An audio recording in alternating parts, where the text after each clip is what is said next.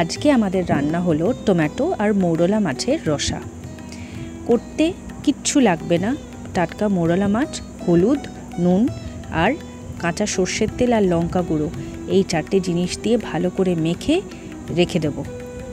এই মাখা হয়ে গেল, মাখা হওয়াতে আমরা সাইড করে রেখে দিলাম। এইবার হলো আমাদের কড়াইয়ে তেল গরম করে তাতে পেঁয়াজ কুচি দিয়ে দেওয়ার পালা। পেঁয়াজ কুচি দিয়ে কিছুক্ষণ পর দিয়ে দিলাম তাতে কিছু রসুনের কুচি দিয়ে ভালো করে একটু নাড়াচাড়া করার পর তাতে দিয়ে দেব আমাদের যে প্রধান নায়িকা, তিনি হলেন টমেটো।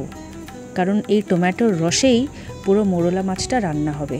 টমেটোটা দিলাম, দেওয়ার পর কিছুক্ষণ নাড়াচাড়া করে এবার তাতেও দিয়ে দেব পরিমাণ মতন হলুদ, নুন আর লঙ্কা গুঁড়ো। আর কিচ্ছু লাগবে না তেমন। এই 3টে দিয়ে ভালো করে নাড়াচাড়া করে আমরা ঢাকা দিয়ে দেব, কারণ টমেটোটা মজতে দিতে হবে। এই যে টমেটোর থেকে যে রসটা ছাড়বে সেখানেই কিন্তু পরে মৌরলা মাছটা দেব, আর তাতেই হচ্ছে আমাদের মাছ রান্না হবে। দেখুন এই যে নেড়ে চেড়ে নেওয়া হচ্ছে, এবার তার পরে কিছুটা এমন দেখতে হবে। এই অবস্থায় আমরা দিয়ে দিলাম আমাদের মেখে রাখা মৌরলা মাছ।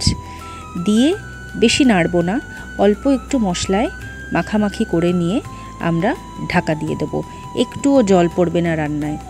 ঢাকা দিয়ে দিয়ে রান্না করে যখন দেখব যে একদম টেনে গেছে, কড়াইয়ের থেকে যখন একদম উঠে আসবে, তখন তার উপর কিছু কাঁচা লঙ্কা আর ধনেপাতা এই দুটো ছড়িয়ে পরিবেশন করব।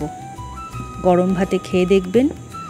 আমার মা সেদিনকেই করেছিল, খেতে হয়েছিল অপূর্ব। চেয়ে চেয়ে খাবেন।